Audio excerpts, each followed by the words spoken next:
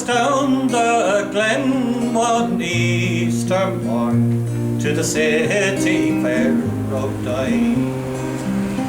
Their armoured lines of marching men in squadrons passed me by.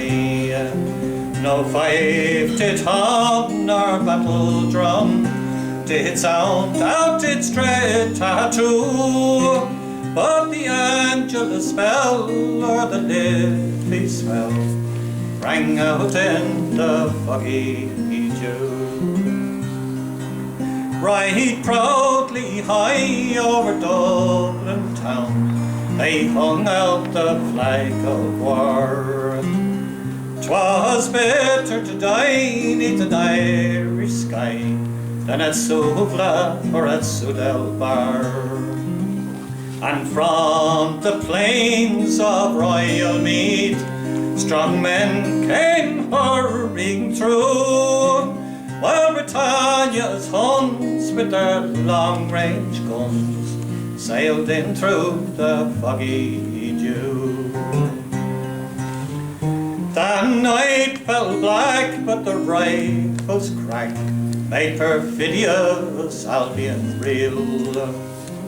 Mid a leaden hail 7 tongues of flame burnt over the lines of steel.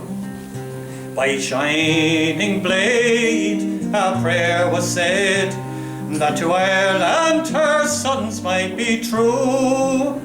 And when morning broke, still the war flag shook its folds in the foggy dew.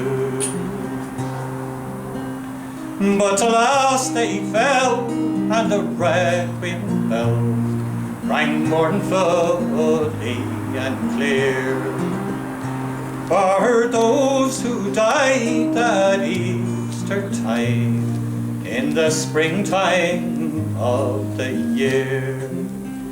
And the world did gaze with deep amaze at those fearless men but few, who bore the fight that freedom's light might shine through the foggy dew.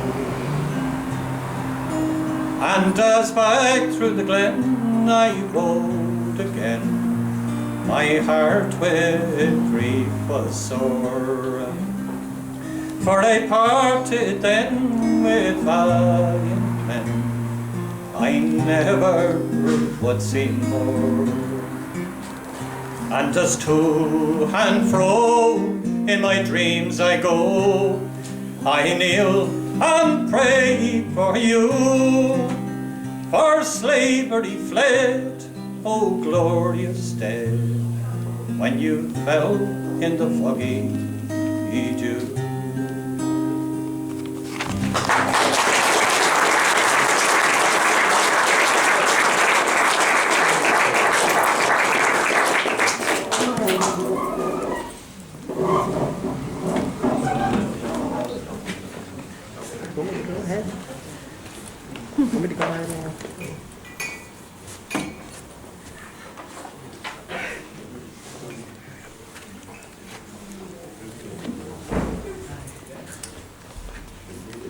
Good evening. Leo McDonald is on the drum. I'd like to ask Michael O'Flanagan from the Post Books to say a few words.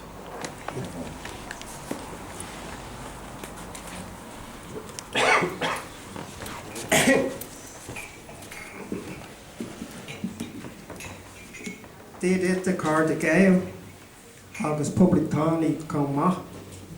Ta fáilte go dtí an cluban na Múntóirí anocht chun an leabhar seo a chur siú. Good evening, ladies and gentlemen. My name is Michael O'Flanagan. I'm the coordinator of Riposte Books. Riposte Books grew out of a poetry broadsheet which was published 20 years ago, for 20 years.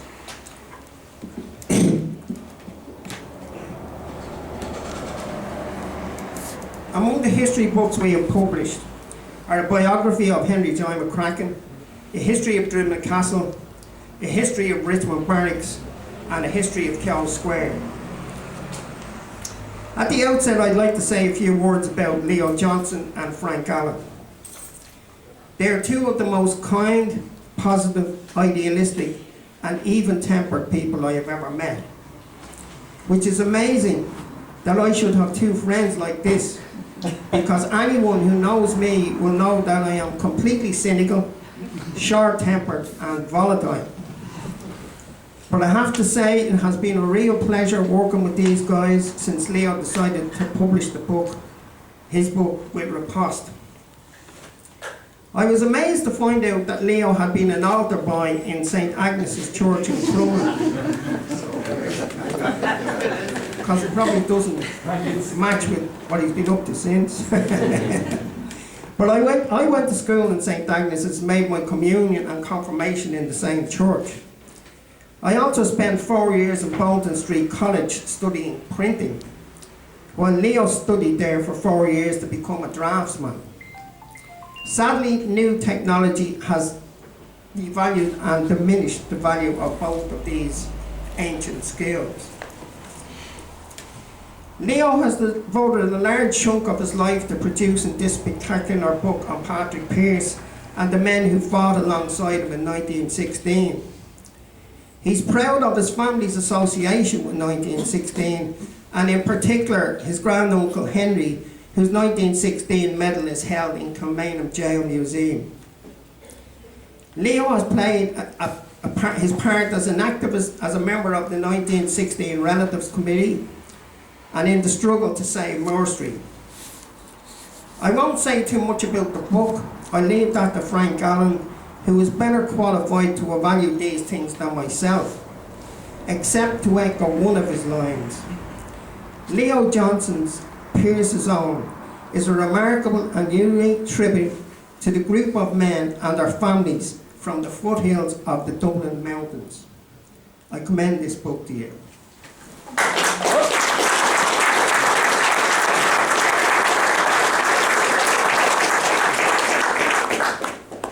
Thanks, Michael.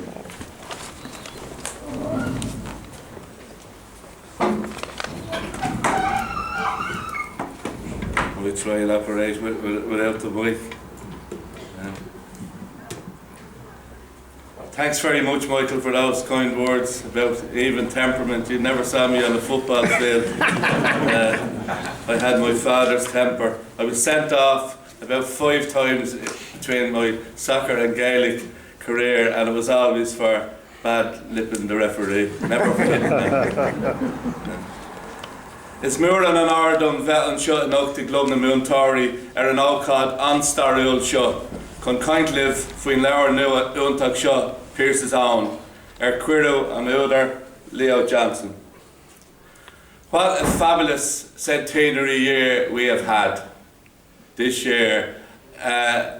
Having been a young boy in Dublin 50 years ago in 1966 to witness the 50th anniversary of the Easter Rising, to be around for the centenary was a fabulous experience for me and for so many Irish people.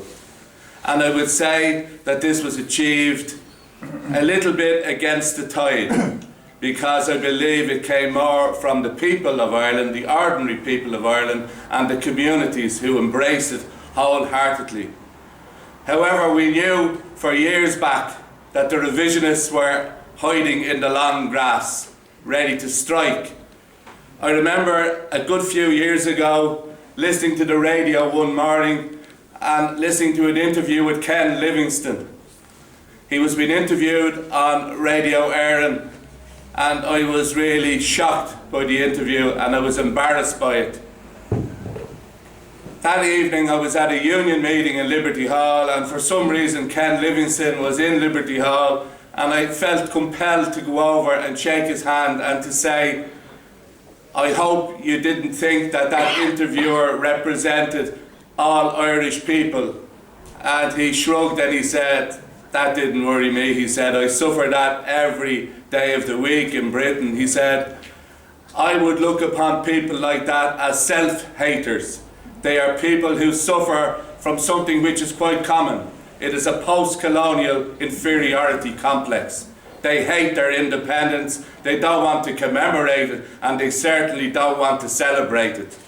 So I'd like to say tonight, at the launch of Pearse's Own, to Owen Harris, to Kevin Myers, to Sir Bob Geldof, we are here to commemorate and we are happy to celebrate the birth of our republic.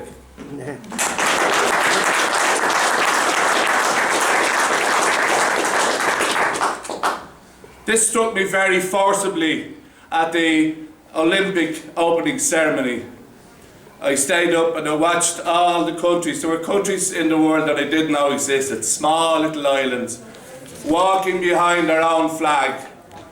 And I asked myself the question, is Scotland a nation? Is Wales a nation? Because I didn't see them walking behind their flag. And we would not be walking behind that flag only for the men and women who went out in 1916 to break Ireland free from the United Kingdom of Great Britain and Ireland. We are told by the revisionists, by that group that I would call the poppy lovers, we are told by them that there was no mandate for the Easter Rising. There was no mandate for the Act of Union. The government on the 1st of January 1801 that sold the country down the Swanee represented 3% of the Irish population.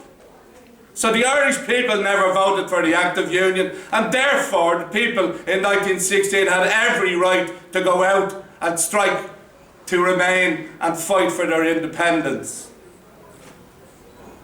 You would not mind if the union was an amalgamation of nations that did something for the people in that union. In 1801, when the Act of Union was passed, there were over 8 million people living in this country. By 1901, we had lost a third of that population after the genocide of the famine. And that's exactly what it was. What kind of a union is that? Also, by the end of the century, the Irish language was almost gone. Only for people like Pearse and all those others who got involved in the Gaelic League and that whole movement to de-anglicise Ireland. It had to be done for us to restore. We are an ancient nation, a nation with our own language and with our own culture. And when we did get the mandate in the general election of 1918, and the people who voted for Sinn Féin in 1918 were voting for the proclamation of the Irish Republic. The British would not accept the mandate of the Irish people and brought us into a war of independence, which unfortunately then led to a civil war. Exactly what happens in all the colonies. It happened in Zimbabwe, it happened out in the Middle East, it happens everywhere.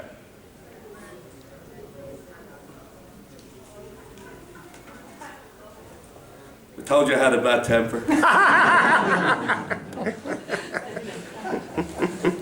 It's particularly important that we're here tonight to commemorate Pearse's Own in Leo Johnson's marvellous book, because Pearse is one of these people that the revisionists have been after for a long, long time, particularly from the time of Ruth Dudley Edwards' book.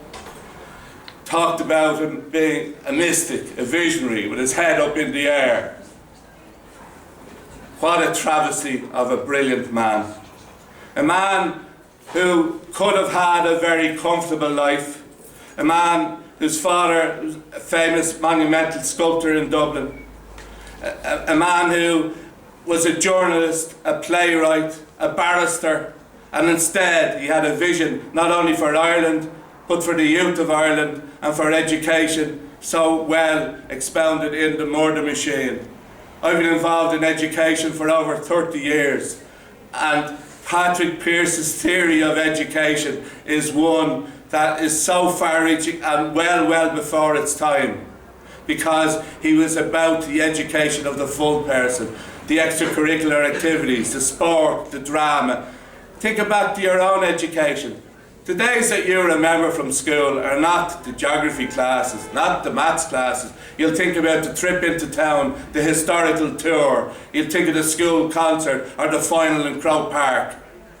We're about educating the full person. And Pearse was very conscious of that. He was also conscious of the restoration of the Irish language to its rightful place. Ní tír gan teanga, he said. Unfortunately, over the course of the last 100 years, I remember writing a poem at the time of the 75th anniversary, and the chorus went, "What would they say if they were alive after long years have passed, now 75? What would they think of the state of this nation? And would it resemble their proclamation? Ní tír gan teanga," Pearse did say, "now our ancient tongues almost withered away. But our government are determined to make our language last, because they signed our letters, Michel Lamas."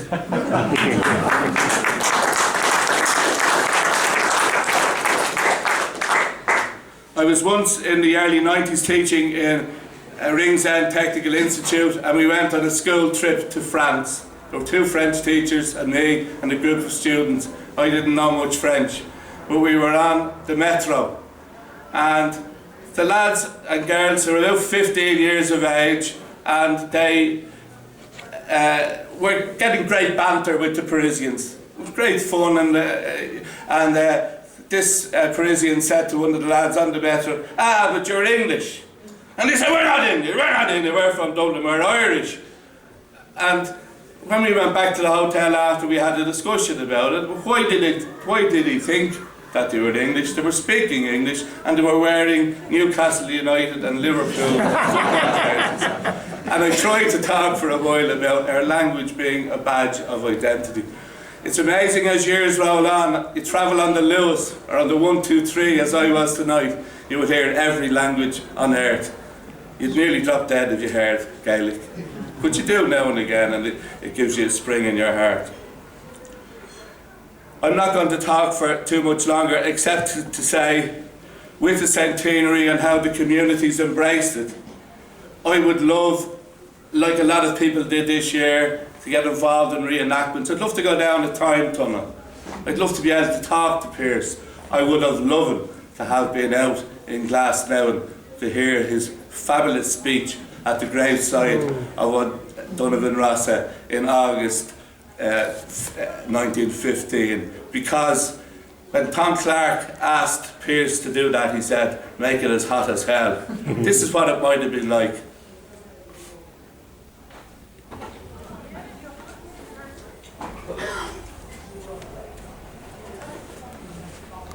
This is a place of peace, sacred to the dead, where men should speak with all charity and all restraint. But I hold it a Christian thing, as O'Donovan Rossa held it, to hate evil, to hate untruth, to hate oppression, and by hating them, to strive to overthrow them. Our foes are strong and wise and wary. But strong and wise and wary as they are, they cannot undo the miracles of God, who ripens in the hearts of young men, the seed sown by the young men of 65 and 67 that are coming to their miraculous ripening today.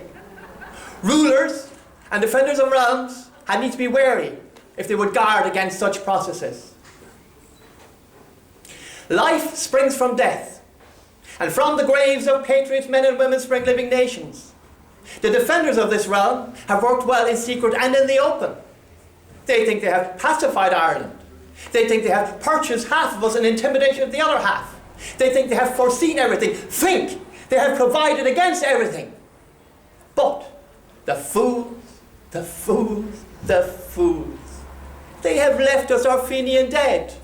And while Ireland holds these graves, Ireland, unfree, shall never be at peace. Whoa.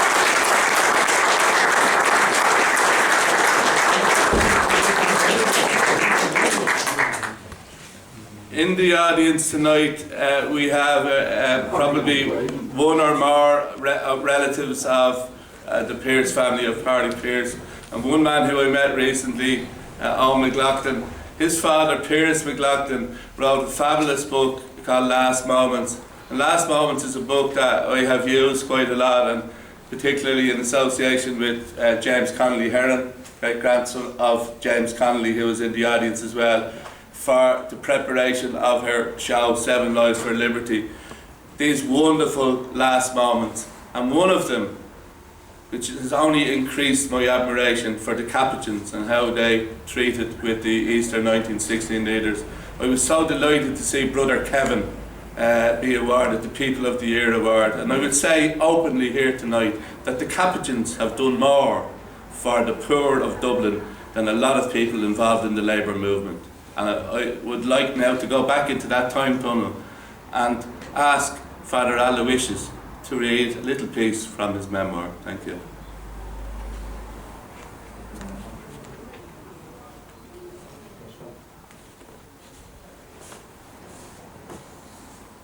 I was called to Commandum Jail on the night of the 2nd of May 1916. I spent a while with Pádraig Pearse. I will never forget that last meeting. He was a most spiritual man who held a very deep faith. He was calm and almost serene.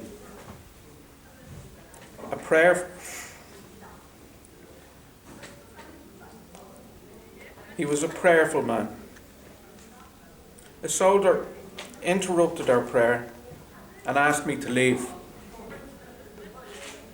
I protested strongly. I was not allowed to accompany Pádraig Pearse to his place of execution. The following morning I made it my business to visit General Maxwell and was able to convince him of a prisoner's right to have a priest present in his last moments. After that night, I administered the last rites to some of the leaders in the Stonebreakers' yard.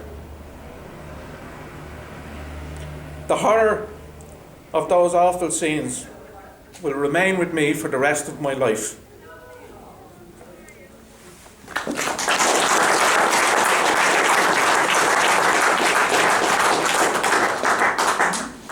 Thank you. Just a few more words, and then I'd like to introduce, just as I conclude, before we go into to meet the author himself, we're going to have Pat Waters, who has written 7 songs dedicated to each of the leaders, and he will sing his song, original song dedicated to Pádraig Pearse. I want to say in conclusion, I spoke about the revisionists. I'd like to address this last one to Sir Bob Geldof. In his documentary he said that W.B. Yeats was more important than most of the men who entered the GPO.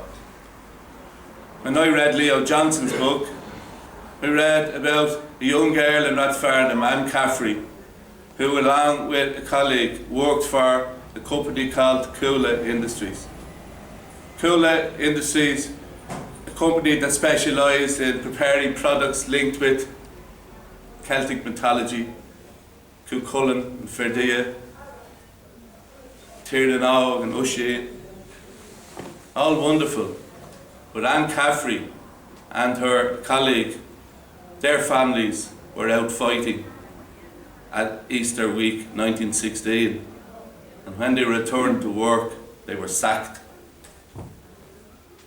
Daniel O'Connell used to say, if the English say they like you, look to your conscience. But if the West British say they like you, look deeper at your conscience. In my estimation, these people were the people that we owe our independence to.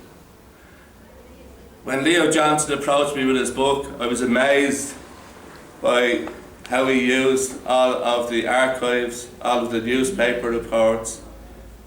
You know, if anybody reads after 1916 how this company, the E Company, all of the members from Rathfarnham and from St. Enda's, many of them ended up in Frongach. You know, we know that Frongach was called the University of Revolution. It was a hellhole. People died in it. People starved in it.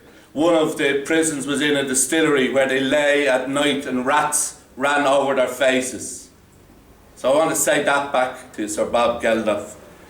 When I was a kid 50 years ago at the 50th anniversary, around that time, I said in the foreword, I used to go as a kid up to Rathfarnham to pick fruit up in Lamb's fruit fields in Rathfarnham. I never realised that around that area were a whole lot of men, Pearse's own. And Leo Johnson has done such a great job in bringing their stories alive. And we owe so much to those men, and I'm glad that they are honoured, the men from the foothills of the Dublin Mountains. It's great, great, great to see somebody achieving a dream. His dream was that he would bring this book, bring their story alive in the centenary year. Mr. Leo Johnson, thank you.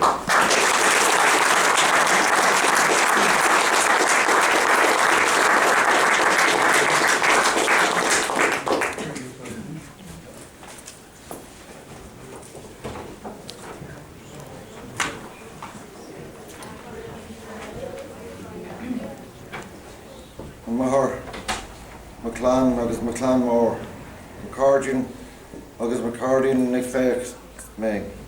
Leo McCone is anam dom, agus tá mé ádor an leir McFirish féin.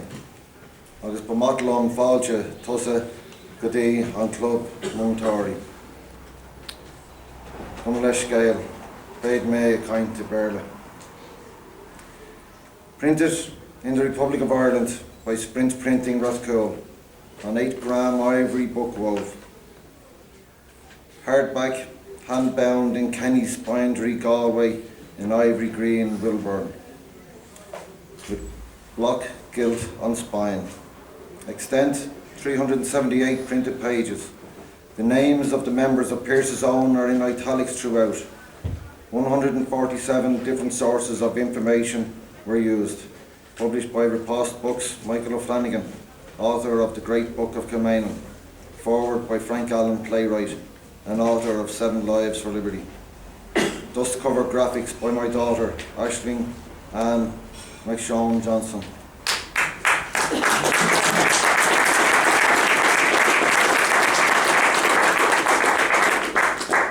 It is an absolutely beautiful Irish creation.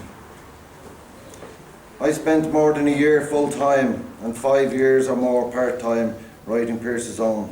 Before that I researched on and off for about 20 years, and prior to that I listened to snippets and stories and comments like, he went in, he was out in 16. My grandmother and mother were the voices of these words. At a young age I learned enough to be able to say in public, my granduncles were in the GPO in 1916, but there was always the well-rehearsed derogatory quip to put these men down, and me, and to keep us down. Most of the purveyors of these comments didn't even know what they meant. They just repeated what they had been fed. So I set out to prove what these men had done. I did not set out to write a book. I set out to learn and gather proof. However, what I learned could not be lost. My research led me to a treasure of emerald beads of information, all in their own words, from witness statements, pension records, books and interviews. In one sense, I did not write this book. These men did. I merely took their emerald beads and carefully threaded them together to produce not a documentary about them, but their narrative, their story. Writing this book has been an emotional journey full of sadness and joy. I feel very privileged to have been the one. On Easter Monday, 1916, Irish men and women left their homes and sought to change the world and bring justice, freedom, happiness and prosperity to all the people of Ireland. Pearse's Own were a group of 39 men who were members of E Company, Rathfarnham, 4th Battalion, Dublin Brigade, Irish Volunteers. Their captain's name was Captain Padraig Pearse. Pearse's Own were given a nickname by the other companies in 1915. When they were training together, 11 members of Pearse's Own were residing in St Enda's, the school Padraig Pearse found and was headmaster of. Most had gone to St Enda's and remained boarding there while they studied at university, including one from Argentina, one from London, and another from New York. Father Slattery was science teacher at St Andas. William Pearse was a sculptor and art teacher at the school. The remaining men were local Rathfarnham men. They came from all walks of life: cattle dealer, house painter, van driver, hairdresser, labourer, gardener. Paddy Pearse was born and reared in Dublin and had a very happy childhood. He learnt the Celtic stories and met relatives who had Irish as their first or only tongue. His father